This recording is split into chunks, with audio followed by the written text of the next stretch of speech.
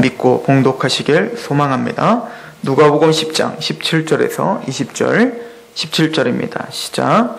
70인이 기뻐하며 돌아와 이르되 주여 주의 이름이면 귀신들도 우리에게 항복하더이다. 예수께서 이르시되 사탄이 하늘로부터 번개같이 떨어지는 것을 내가 보았노라. 내가 너희에게 뱀과 전갈을 밟으며 원수의 모든 능력을 제할 권능을 주었으니 너희를 해칠 자가 결코 없으리라. 그러나 귀신들이 너희에게 항복하는 것으로 기뻐하지 말고 너희의 이름이 하늘에 기록된 것으로 기뻐하라 하시니라. 아멘. 제가 기도합니다. 주님, 이 시간 우리가 주님의 말씀 앞에 섭니다. 성령님, 우리의 마음에 조명을 허락하여 주옵소서. 말씀을 말씀답게 선포하게 하시고 우리 모두가 다 그 말씀 앞에 겸손케 될 수 있도록 그 생각과 마음과 의지를 붙잡아 주옵소서. 이 귀한 시간 하나님 앞에 위탁하오며 예수 그리스도의 이름으로 감사하며 기도하옵나이다. 아멘. 오늘 말씀은 예수님께서 제자들을 파송하십니다. 12제자뿐만 아니라 오늘 말씀을 보면 70인을 파송했다라고 이야기를 합니다. 그래서 너희가 내 이름으로 귀신을 쫓아내면 쫓아질 것이요 병든 자를 고칠 것이고 그 놀라운 하나님의 능력과 기사를 너희를 통하여 일으킬 것이다 라고 약속을 하셨고, 이 제자들은 그 말씀을 의지하여 파송을 당해서 정말 각 고을에 가서 그 예수님의 말씀대로 행하더니 정말로 그 말씀대로 능력과 기사와 그런 여러 가지 하나님의 말씀이 선포되는 것을 볼 수가 있었던 거야. 제자들은 너무 기뻤습니다. 흥분했단 말이죠. 야, 주님, 정말로 주님 말씀대로 하다 보니까 주님의 이름으로 하니까 귀신 쫓아 나아진대요. 병이 낫던데요. 기가 막힌 역사들이 정말 주님의 말씀대로 그렇게 나타나던데요. 주님이 칭찬하십니다. 맞다.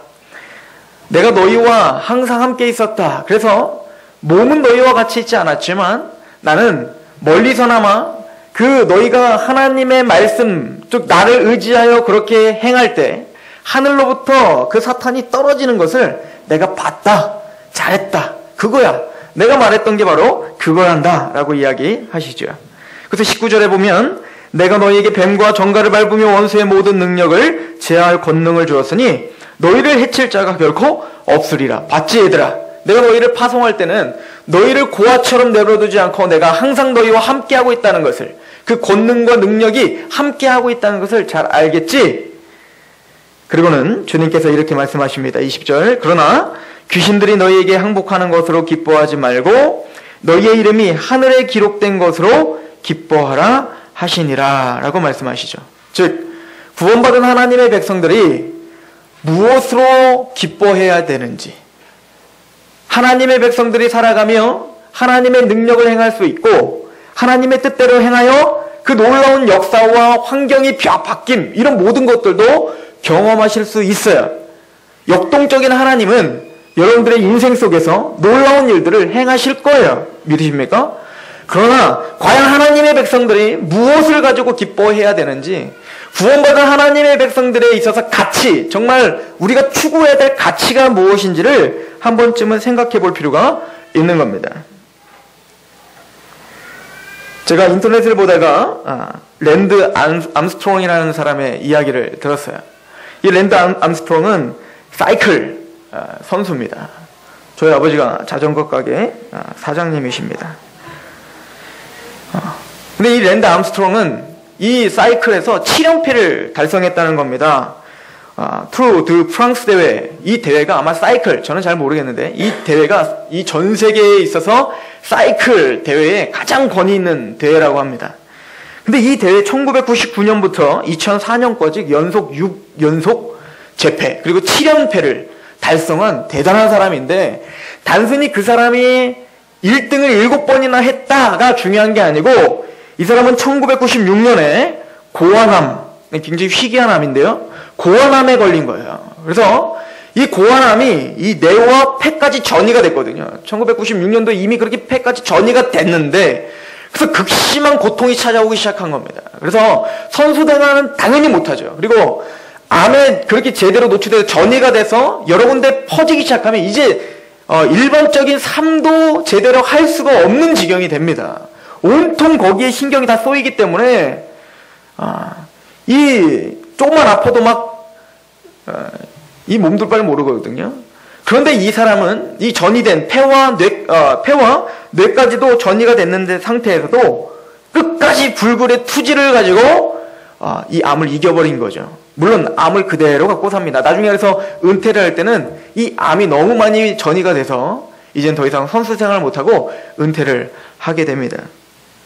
그래서 이 사람이 사이클을 타서 금메달을 땄을 때, 1등을 했을 때 많은 사람들은 와, 암병을 갖고 있는 이 사람이 금메달을 땄구나, 대단하구나 라고 하는 환호성을 쳤습니다. 그런데 이 사람이 계속 인터뷰 가운데 하는 이야기는 1등을 하고 2등을 하는 것이 이 사람에겐 중요한 것이 아니에요. 세상이 알지 못하는, 많은 사람이 환호성을 치고 있지만 그들이 알지 못하는 자기만의 기쁨이 있는 겁니다. 뭔가 가치가 있었던 거죠. 지금 단순히 1등을 하고 2등을 하는 그 가치가 아니라 뭔가 자기만이 알고 있는 기쁨이 있는 거예요. 그 기쁨과 싸워 승리하고 있었던 거죠. 이 사람이 2003년도에 대회를 할 때 이런 일이 있었다고 해요. 독일의 얀 올리히라고 하는 사람이 이 사람과 평생 라이벌이었대요. 평생 라이벌. 근데 항상 2등을 하는 거예요. 이 암투병 중에서 승리하는 이 암스트롱 때문에 항상 2등을 하니까 어찌하든 이기고 싶어서 또 얼마나 많은, 이게 얼마나 또 부담이겠습니까? 저렇게 아픈데 1등 하는데 나는 항상 2등인 거예요. 2013년도 그 대회 때 드디어 그 암스트롱을 이길 수 있는 기회가 찾아왔어요. 이 암스트롱이 막 사이클을 달리고 있는데 이 죽음의 레이스랍니다. 엄청 긴 그 레이스를 하고 있는 도중에 이 암스트롱을 응원 나온 어떤 꼬마아이가 갑자기 앞으로 툭 튀어나오는 바람에 이 암스트롱이 넘어진 거예요. 그때 어떻게 될까? 이 울리가 확 추월했겠지 않습니까? 근데 울리는 그때 사이클을 멈춥니다. 그리고 서요. 그리고는 암스트롱이 일어날 때까지 기다렸다가 같이 출발하여 그날도 암스트롱이 1등을 합니다. 이 울리라고 하는 친구는 금메달보다 더 귀한 가치가 무엇인지 알았던 거죠. 이것이 스포츠맨십이죠. 그렇다면 구원받은 저와 여러분들이 진짜 기뻐해야 될 것이 무엇입니까? 평범한 사람들은 알지 못하는 그 스포츠맨만 갖고 있는 그 가치가 있단 말입니다. 무언지 모를 이해할 수 없는 1등 하지. 넘어진 것도 실력 아닌가. 피해야지까지 거. 우리 이겨야 될 거 아니야. 많은 사람들은 비난을 했을 거 아닙니까?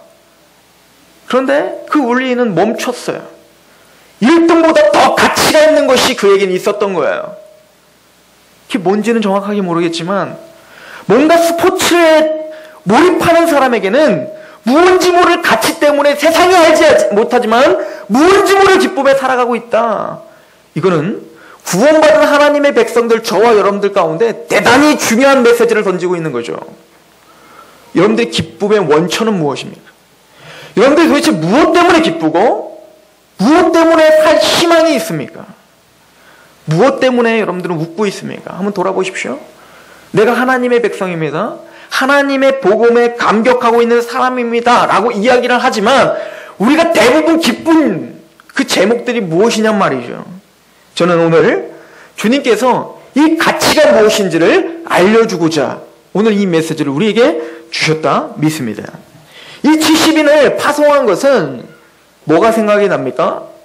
성경 많이 읽으신 분은 딱 70인 하면 뭐가 딱 떠올라요. 뭐가 떠오르냐면 구약시대에 모세가 하나님 앞에 원망했던 일이 있어요.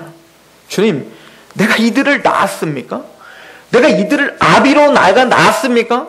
내가 전혀 사실은 피 하나, 물론 이제 이스라엘 백성이니까 혈통이 아브라함 혈통이지만 내가 이들의 아비도 아닌데 이들은 내 말도 듣지 않고 하나님의 권위의 말씀에도 듣지 않고 끊임없이 목이 고든 백성처럼 하나님의 말씀을 거부하고 그 홍해라는 놀라운 역사를 체험함에도 불구하고 주님을 거부하며 삽니다. 주여, 나 이거 못 해먹겠습니다, 주님. 나 힘들어서 못 해먹겠어요. 주님이 좀 하십시오. 이거 하나님의 백성 아닙니까? 라고 할 때 이 하나님께서 모세에게 하신 말씀이죠. 아니야, 그는 너희의 백성이야. 너희의 백성들, 그래, 힘들지, 모세야.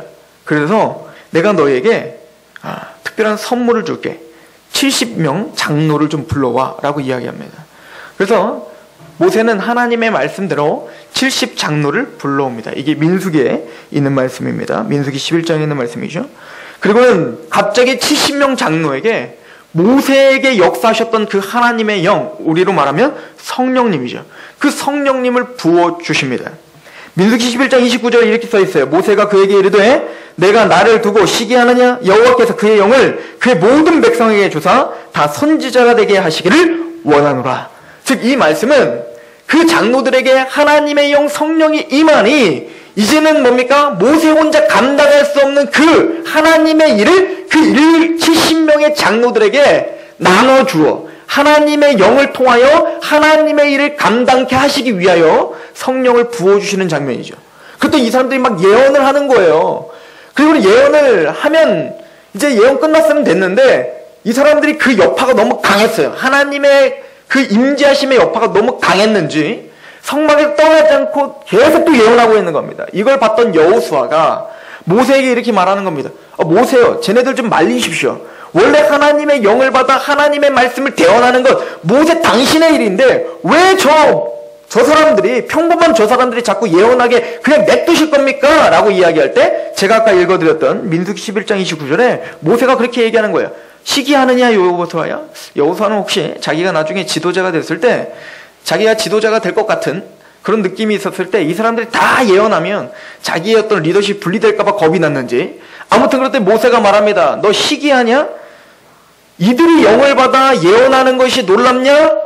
하나님의 뜻은 모든 만민이 하나님의 영을 받아 모두가 다 선지자가 되는 것을 원하노라. 이것이 구약에 주님께서 약속하신 메시지입니다. 그리고 이 메시지를 선지서 요엘 선지자를 통해서 선포하셨죠. 요엘서 2장 28절 그 후에 내가 내 영을 만민에게 부어 주리니 너희 자녀들이 장래일을 말할 것이며 너희 늙은이는 꿈을 꾸며 너희 젊은이는 이상을 볼 것이다. 즉 하나님은 모세에게 약속하신 것처럼 이제는 만민에게 마지막 때가 되면 만민에게 성령을 부어 주어 모두가 다 선지자와 예언자가 되게 하리라 라고 약속하셨습니다. 믿으십니까? 그런데 이 약속이 이루어졌어요.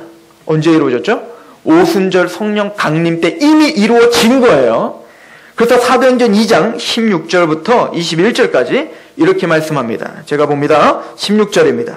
이는 곧 선지자 요엘을 통하여 말씀하신 것이니 일러스되 하나님이 말씀하시기를 말세에 내가 내 영을 모든 육체에 부어주리니 너희의 자녀들은 예언할 것이요 너희의 젊은이들은 환상을 보고 너희의 늙은이들은 꿈을 꾸리라. 그때에 내가 내 영을 내 남종과 여종들에게 부어주리니 그들이 예언할 것이요 또 내가 위로 하늘에서는 기사를 아래로 땅에는 징조를 베푸리니 곧 피와 불과 연기로다. 주의 크고 영원한 날이 이르기 전에 해가 변하여 어두워지고 달이 변하여 피가 되리라. 누구든지 주의 이름을 부르는 자는 구원을 받으리라 하였느니라.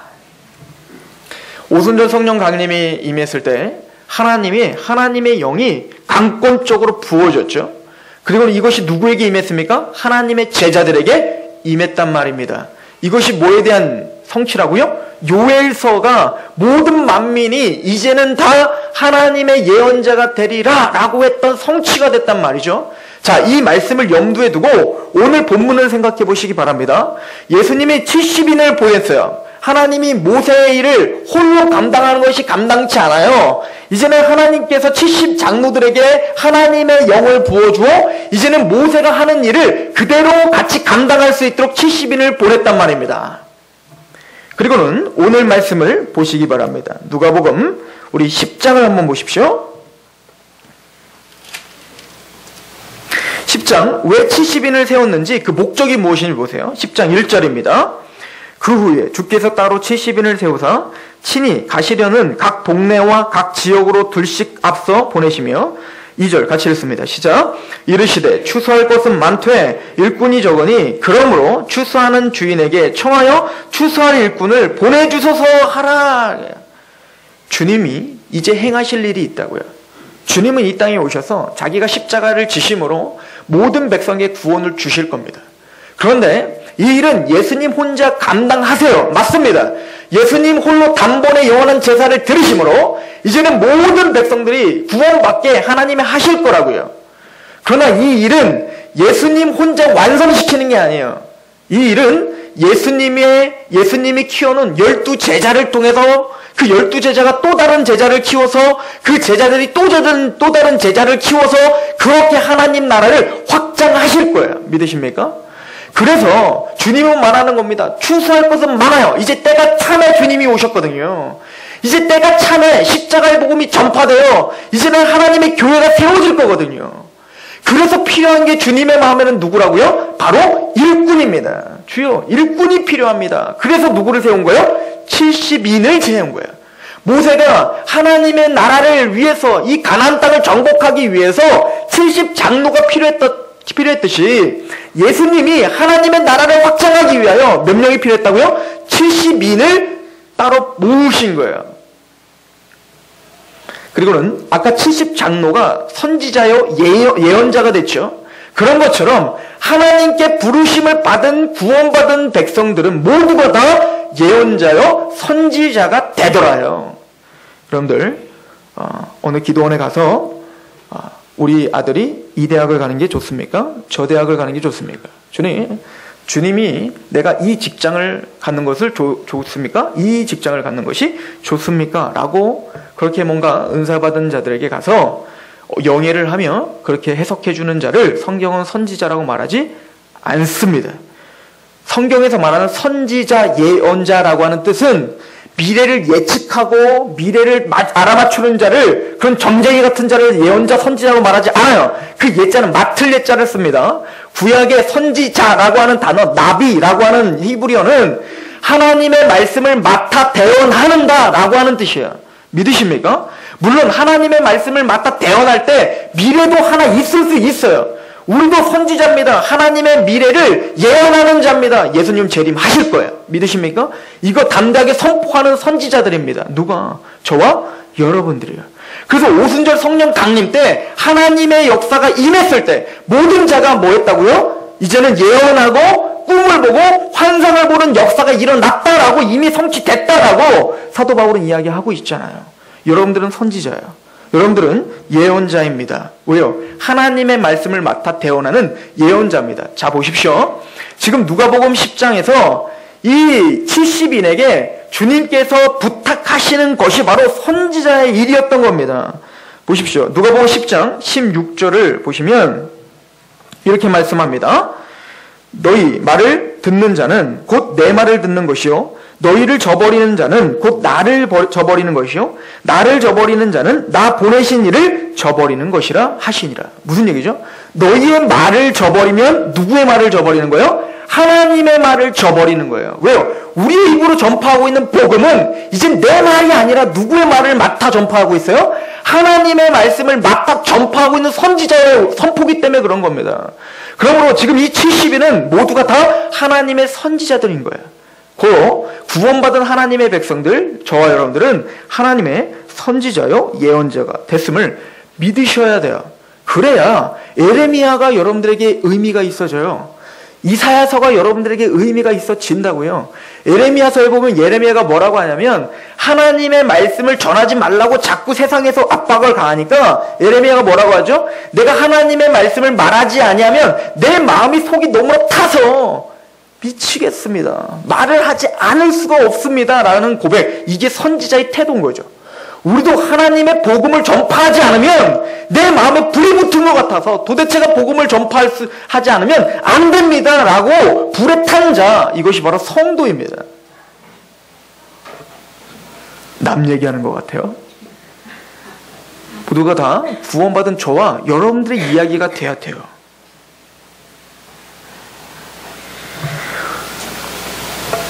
그래서 이들이 외치는 것은 바로 하나님의 나라의 임함을 외치는 거였어요. 누가복음 10장 9절을 보세요. 거기 있는 병자들을 고치고 또 말하기를 하나님의 나라가 너희에게 가까이 왔다 하라. 즉 하나님의 나라를 선포하는 선지자가 됨을 이야기하고 있는 거죠.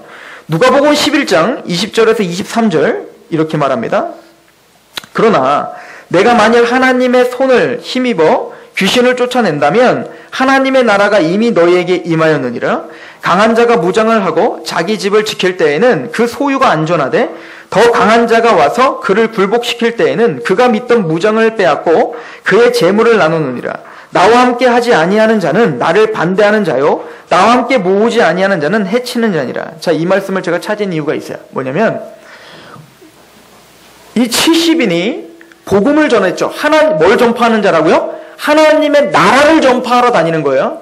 그 하나님의 나라는 예수님의 십자가와 부활, 그 복음을 전파하는 것인데 그걸 전파할 때 어떤 일이 벌어졌죠? 귀신이 쫓아내지고 병든 자가 일어나고 죽은 자가 살아났다고요. 그런 역사가 일어났던 구체적인 목적이 뭐냐면 하나님 나라가 임했습니다 라고 하는 것을 이제는 유대인들에게 보여주고자 한 거예요. 왜냐하면 구약에 예수님 메시아가 이 땅에 올 그때 메시아가 올 때 일어난 일들에 대해서 예언해놨거든요. 이사야서가 뭐랬죠? 병든 자가 일어나고 그죠? 또 가난한 자에게 복음이 선포된다 하라 라고 말씀하시잖아요. 그런 구체적인 예언들이 있었기 때문에 즉 하나님의 나라가 이미 능력으로 이 땅에 임했다라고 하는 것을 보여주고 증명하기 위해서 능력과 기사가 일어났던 거예요.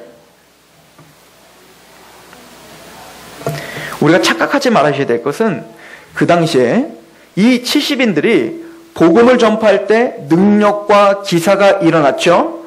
그럼 그 능력과 기사가 일어나서 그 사람들이 능력과 기사를 보고 너무 놀라워서 이야 기가 막히구나. 어떻게 이런 일이 있지? 예수님 믿자. 예수님이 하나님이구나 라고 믿었다는 증거가 없어요. 능력과 기사를 봐도 하나님을 예수 그리스도의 십자가와 부활 그 하나님 나라를 믿었을까요? 못 믿었을까요? 못 믿었어요. 누가복음 10장 15절을 보세요. 대단히 중요한 메시지입니다. 잘 들으십시오. 누가복음 10장 10절에서 15절 제가 읽습니다. 어느 동네에 들어가든지 너희를 영접하지 아니하거든 그 거리로 나와서 말하되 너희 동네에서 우리 발에 묻은 먼지도 너희에게 떨어버리느노라. 그러나 하나님의 나라가 가까이 온 줄 알라 하라.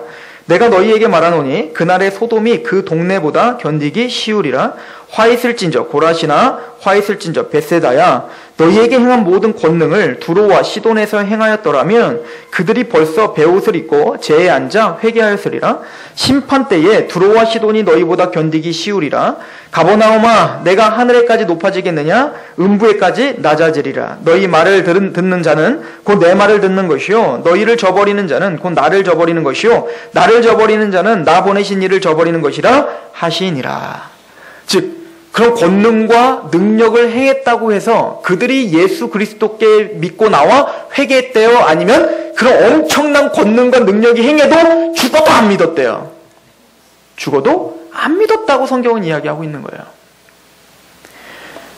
초대교회의 그런 능력과 권능은 예수 그리스도가 이 땅에 재림하셨음을 고백하고 선포하는 행위였어요. 하나님의 나라, 하나님의 권능이 이 땅에 임했다라고 하는 선포란 말입니다. 그렇다면 우리가 여러분들이 예수 그리스도를 믿었을 때 어떻게 해서 믿었게 되었습니까? 어떤 능력을 보고 기적을 봐서 여러분들이 믿음이 생겼나요? 그런 걸로 따지면요. 제가 초등학교 때 어떤 땡중들이 내려와가지고 제가 보기에는 제대로 된 불교 승들이 아니었던 것 같아요.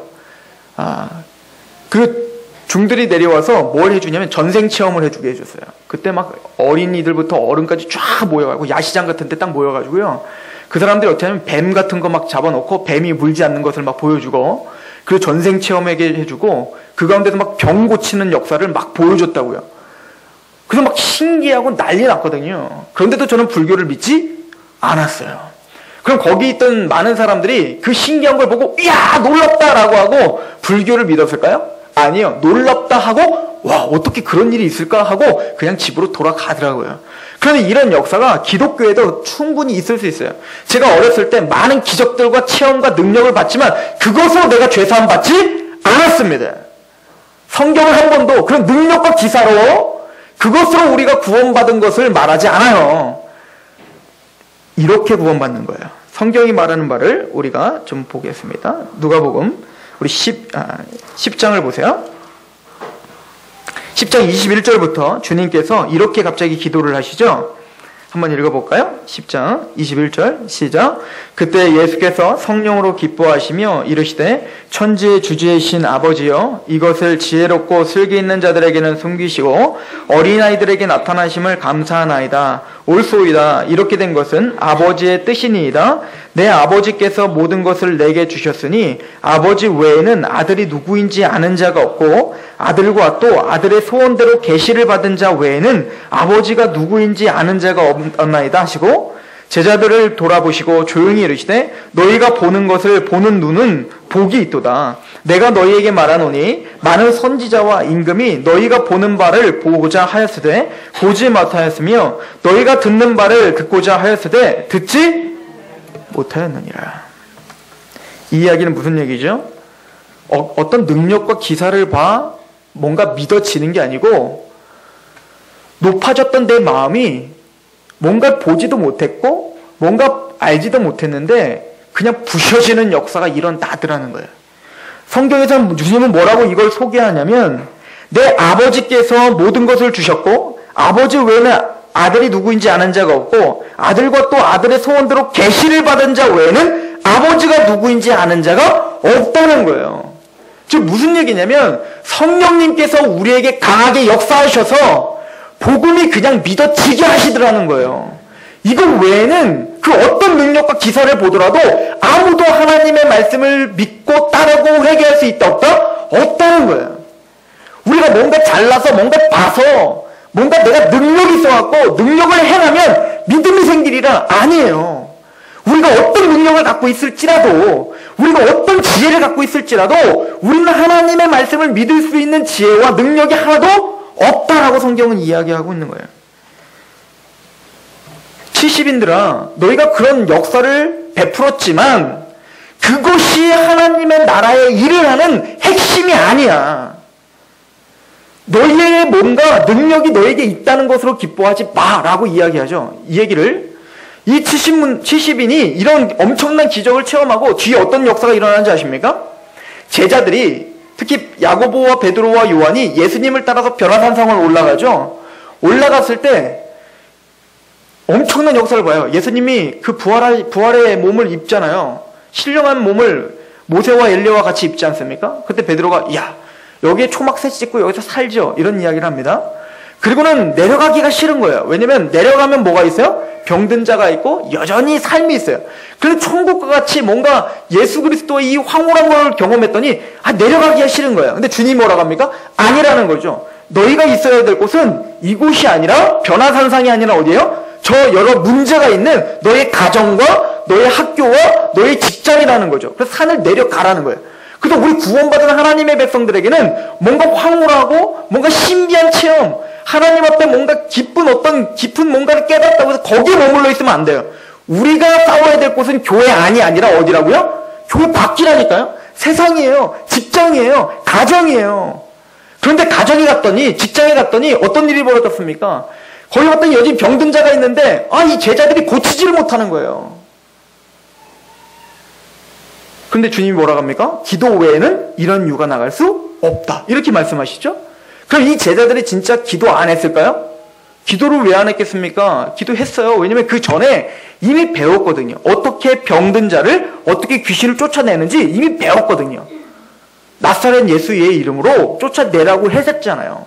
그러니까 그렇게 기도했겠죠. 나사렛 예수 그리스도의 이름을 명하노니 쫓아나라! 나가라! 그런데 안 나가는 거예요.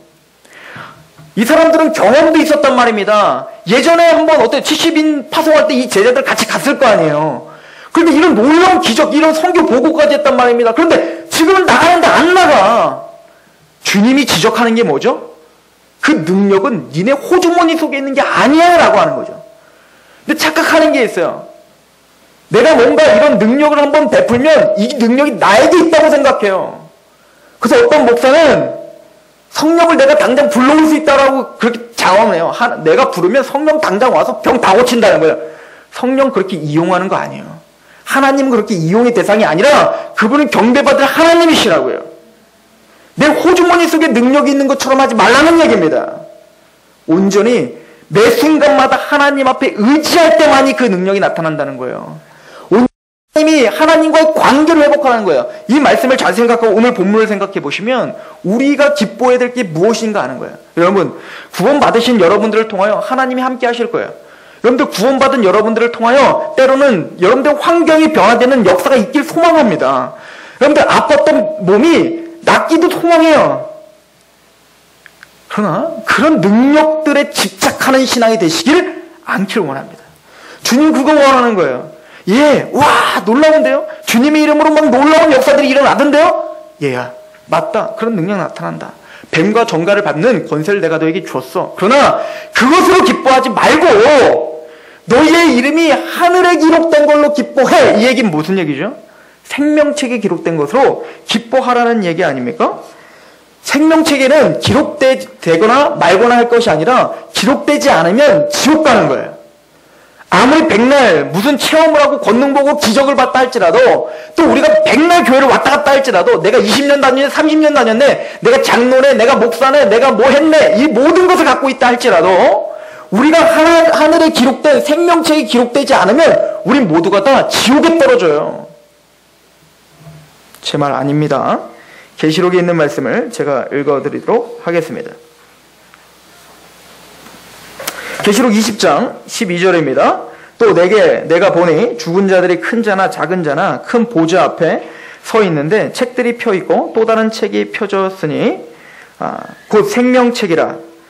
죽은 자들이 자기 행위를 따라 책들에 기록된 대로 심판을 받으니 바다가 그 가운데서 죽은 자들을 내주며 또 사망과 음부도 그 가운데서 죽은 자들을 내주매 각 사람이 자기 행위대로 심판을 받고 사망과 음부도 불못에 던지니 이것은 둘째 사망 곧 불못 지옥이에요.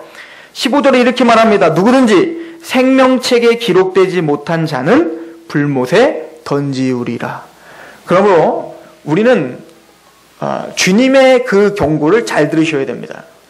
주여 주여 하는 자마다 다 내게로 올 것이 아니라고 말씀했죠. 그리고 말합니다. 주여 내가 권능을 행하고 내가 선지자 노릇을 했는데 왜 내가 이렇게 하나님 앞에 이런 능력을 행했는데 주여 나 모르십니까? 주님 뭐라고 합니까? 내가 너를 도무지 알지 못하노라. 불법을 행하는 자야 내게서 떠나라. 이해가세요? 주님은 저와 여러분들을 통하여 어떤 능력을 행하길 소망합니다. 내 자녀가 있을 때 제 아들이 공부를 잘해서 저에게 뭔가 자랑스러운 아들이 되길 저도 원해요. 제 아들이 누군가를 만나면 그 아들을 통하여 이 나라가 좀 변화되길 소망합니다. 내가 못한 거 내 아들이 좀 했으면 좋겠어요. 그게 부모의 마음 맞아요. 그런데 이렇게 생각해 보십시오. 내가 뭔가를 이루지 못했다고 해서 나는 우리 아버지의 아들이 아니야. 나는 우리 아버지에게 전혀 쓸모없는 사람일 거야 라고 하고 우울증에 걸려 나를 보면 항상 피하면 제가 그 아들을 바라보며 기쁘겠습니까? 아닐 거 아니에요. 제가 하준이에게 제 아들에게 진짜 원하는 것은 뭔가 능력을 행하고 뭔가 잘 돼서 너 성공해서 너 부자 되라 너 앞으로 장관 되라 아니 대통령 되라 이거를 원할 수 있지만 그것이 내 아들에게 진짜 원하는 게 아니에요. 오늘 아침에 하준이가 일어났는데 막 눈곱을 이렇게 꼈어요. 걱정이 되는 거예요. 이 아들이 도대체 그랬더니 그 삐뽀삐뽀인 거 뭔가를 내가 찾아봤더니 눈곱을 자꾸 끼면은 그게 뭐 조금만 봐도 되는데 자칫 잘못하면 그걸 그냥 냅두면 실명. 그러니까 왜 이렇게 그렇게 극단적인 얘기를 하는지 모르겠어요. 실명을 할 수도 있으니 조심하라는 거예요. 그때 제 안에 딱 느껴지는 게 뭐예요? 아들아, 너 공부 잘 못해도 돼. 너 대통령 안 돼도 돼. 눈만 제대로 잘 봐라. 건강하기만 해라. 이게 부모의 마음 아닙니까? 주님 그거예요.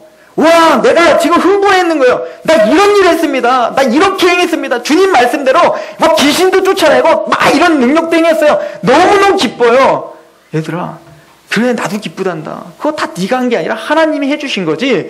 그런데 니들이 진짜 기뻐해야 될 것은 너의 이름이 하늘에 기록된 것으로 기뻐해야 돼.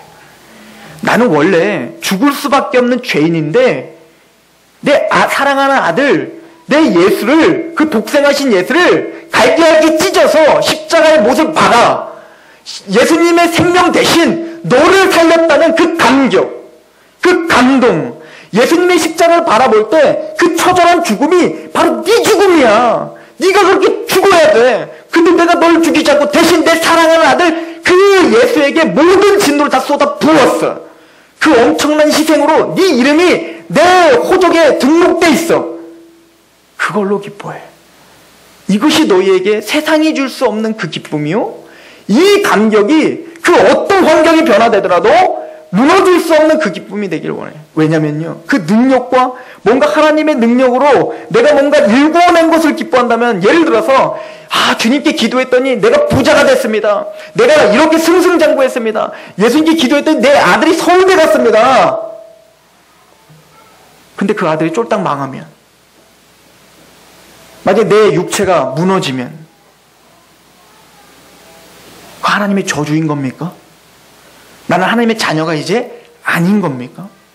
즉, 우리가 마땅히 기뻐해야 될 것을 기뻐하지 못하고 다른 것을 자꾸 추구하며 하나님 앞에 다른 것들 때문에 눈이 돌아가서 예배드리는 목적이 달라지면 그 신앙은 언제든지 무너질 수 있다는 거예요. 제가요, 이 랜드 암스트롱 이 이야기를 들으면서 막 감동을 받고 감격을 했거든요. 야, 진짜 이 사람만이 알고 있는 기쁨이 있구나. 나도 그런 크리스천이 이런 기쁨이 있어야지라고 했는데 이 사람이 불명예로 끝났어요. 왜냐면 마지막에 도핑 테스트를 했는데 약물로 걸린 거예요. 그래서 지금까지 이었던 모든 금메달 1등 이거 다 박탈당했대요. 안타깝지 않습니까? 제가 보기에는 이 사람이요, 원래 가졌던 그 기쁨을 추구하며 그렇게 그 가치를 위해서 싸우다가 그 가치 때문에 사람들이 자기를 환호성을 치는 거에 이제는 거기에 목말라 이제는 자신의 실력이 그렇게 되지 않으니까 그냥 거기서 멈추면 되거든요. 근데 굳이 그것을 더 이겨내어 그 자기의 영웅됨을 나타내기 위해서 약물을 복용한 것 같아요. 그럴 때 무너져 버리더라고요. 저와 여러분들이 무엇을 기뻐해야 되는지를 바로 아는 신앙생활을 하길 소망합니다. 여러분들은 하나님의 자녀가 됐고 하나님의 선지자라 부름받아 성령님이 여러분들과 함께 합니다. 주님 여러분들의 삶을 여러분들이 직장에 있건 학교에 있건 가정에 있건 함께 해요. 그러나 그때 동안에 연약하여 쓰러질 수도 있고 넘어질 수도 있지만 세상이 줄 수 없는 그 구원의 감격이 여러분들을 사로잡아 그 어떤 환경도 여러분들 넘어뜨릴 수 없는 그 기쁨으로 주님 앞에 난 여전히 하나님의 사랑받는 자녀입니다라고 하는 강한 구원의 확신이 여러분들의 인생과 여러분들의 신앙을 인도하는 능력이 되시길 소망합니다. 그렇게 되길 축원합니다. 기도하겠습니다. 하나님, 우리 거룩한 하나님의 백성들을 붙잡아 주옵소서. 우리가 세상의 것에 눈을 돌리기보다 또한 영적인 음란함을 쳐부수고 하나님의 복음 앞에 십자가 외에는 알지 않기로 적정한 그 사도 바울의 마음을 품게 하여 주옵소서. 육체가 연약했던 사도 바울, 또한 여러 죽을 고비를 몇 번이나 넘겼던 사도 바울, 그러나 그 누구보다 행복했고 그 누구보다 기뻤던 사도 바울의 그 마음, 그 십자가 그 마음에 그 능력으로 인도했던 그 삶을 우리는 증거로 봅니다. 주여, 예수님이 이 땅에서 꽉 찬 삶을 사셨던 것처럼 우리의 인생도 그렇게 꽉 찬 삶을 살 수 있도록 우리가 자녀 한 명을 키우든 콩나물 장사를 하든 주님 앞에 그렇게 큰 일을 하든 주님의 십자가로 꽉 찬 하루를 보내게 하여 주옵소서.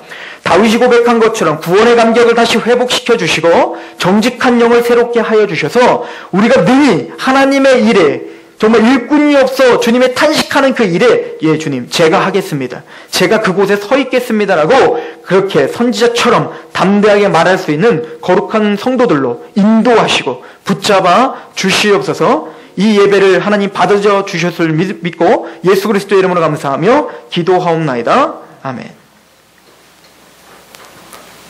우리 하나님 앞에 우리 찬양